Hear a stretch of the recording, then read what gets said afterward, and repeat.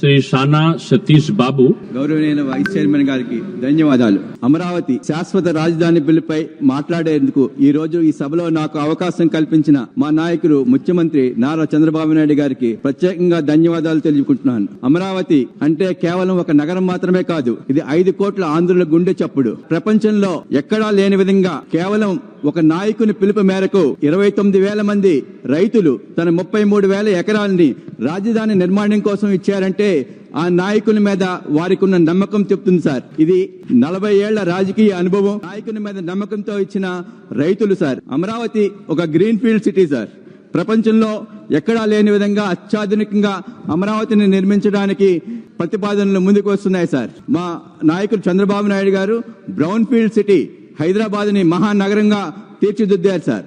అక్కడ రాళ్లు రప్పులు కొండలు ఉన్న బ్రౌన్ ఫీల్డ్ సిటీని ఒక హైటెక్ సిటీగా, ఒక సైబరాబాద్ గా, ఒక ఫైనాన్షియల్ డిస్ట్రిక్ట్ గా, ఒక జినోమ్ వ్యాలీగా, ఔటర్ రింగ్ రోడ్ తో అనేక రకాలుగా అభివృద్ధి చేశారు. అదే విధంగా ఒక గ్రీన్ ఫీల్డ్ సిటీని ఇంకా ప్రణాళికంగా ఆంధ్ర ప్రజలకు కోరిక మేరకు అత్యధిక మహానగరంగా ప్రపంచంలో తీర్చిదిద్దుతారు సార్. ఇక్కడ అక్టోబర్ 22, 2015 ఒక చరిత్రాత్మక రోజు. ఆ రోజు ప్రధానమంత్రి నరేంద్ర మోడీ గారు ఈ పార్లమెంట్ నుంచి మట్టిని తీసుకొచ్చి, యమునా నుంచి వాటర్ని తీసుకొచ్చి అమరావతికి శంకుస్థాపన చేశారు సార్. ఆ శంకుస్థాపన చేసిన అమరావతిని 2019లో ప్రభుత్వం మారిన తర్వాత ఈ వైఎస్ఆర్సీపీ ప్రభుత్వం దీన్ని ఒక మూలకు పాడివేసి ముళ్ల కంచెలు వేసిన పునాదులను కూలగొట్టింది సార్. ఇక్కడ ప్రత్యేకంగా మీకు చెప్పాల్సింది ఏంటంటే, నిన్న ఏం జరిగిందో ఈ సభ దృష్టికి తీసుకురావాలి సార్. నిన్న ఆ పార్టీ యొక్క అధ్యక్షుడు జగన్మోహన్ రెడ్డి ఒక విధంగా కామెంట్ చేశారు సార్. ఏమన్నారంటే ప్లాన్ బి ఉంది. ప్లాన్ బి అంటే మచిలీపట్నాన్ని, గుంటూరుని, విజయవాడని కలుపుతా కొత్త రాజధాని ప్రతిపాదన. ఇది మవేగా ఏదో అని చెప్పుకుంటూ వచ్చారు సార్. ఇది ఆయన యొక్క చంచల మనస్తత్వానికి నిదర్శనం సార్.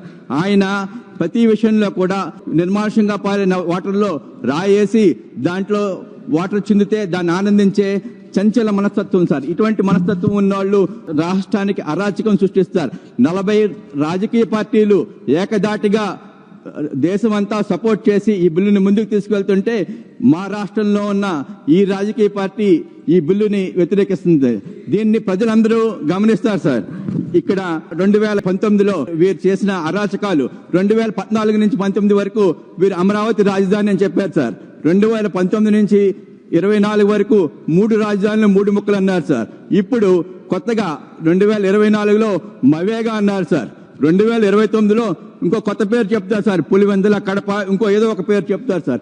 వీరంతా కూడా వికృత రూపంలో రాష్ట్రానికి పట్టిన శాపము కింద మాకు ఈ పార్టీ ఉంది సార్. ఈ వైఎస్ఆర్సీపీ పార్టీ రాష్ట్రాన్ని అభివృద్ధి చెందడానికి ఇష్టపడదు, రాష్ట్రంలో చేసే పనులకు ఇష్టపడదు.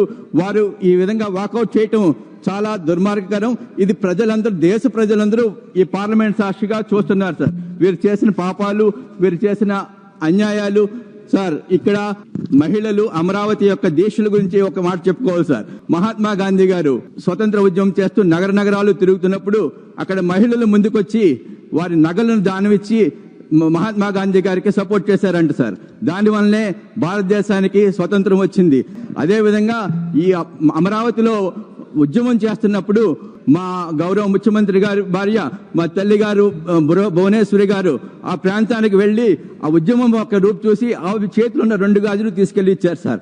ఇది స్వతంత్ర ఉద్యమం ఆ రోజు ఎలా వచ్చిందో ఇవాళ అమరావతి ఉద్యమం కూడా అదే విధంగా ముందుకు సాగి రైతుల యొక్క విజయంగా తెలియజేస్తున్నాం సార్.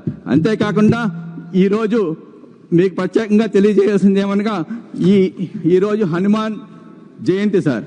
ఈ రోజు దేశ ప్రజలందరూ పవిత్రమైన హనుమాన్ జయంతి జరుపుకుంటున్నారు సార్. అయోధ్యలో నాడు హనుమంతుడు తోడుగా ఉన్నారు. అమరావతిలో రాముడైన మా సీఎం చంద్రబాబు నాయుడు గారికి ఒక హనుమంతుడు కాదు సార్, 2 హనుమంతులు ఉన్నారు.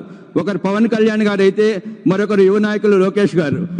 ధర్మం కోసం జరిగిన యుద్ధంలో రాముడి మార్గంలో నడిచి దేశ రక్షణ చేసిన ఆ హనుమంతుడైతే అమరావతి కోసం జరిగిన యుద్ధంలో మా రాముడి మాటే శాసనంగా మా 2 హనుమంతులు దుష్ట రక్షణ కోసం పోరాడుతున్నారు సార్. ఈ రోజు ఎంతో పట్టుదలతో ఈ బిల్లు ముందు ప్రజల ఆనందం చూడాలని చెప్పి మా నాయకులు వచ్చి ప్రత్యేకంగా ఈ సభను వీక్షించి ఇది ఆంధ్ర ప్రజల యొక్క చిరకాల కోరిక, ఈ కోరికను మనం ముందుకు తీసుకెళ్లాలి అనే ఉద్దేశంతో వచ్చారు సార్. అమరావతి గురించి ఒక చిన్న మాట సార్. నిన్నటి శాతవాహనుల వైభవం అమరావతి, నేటి చంద్రబాబు నాయుడు గారి సంకల్పం అమరావతి, నేటి విశ్వనగరం అమరావతి. జై హింద్ సార్, జై అమరావతి, జై తెలుగుదేశం.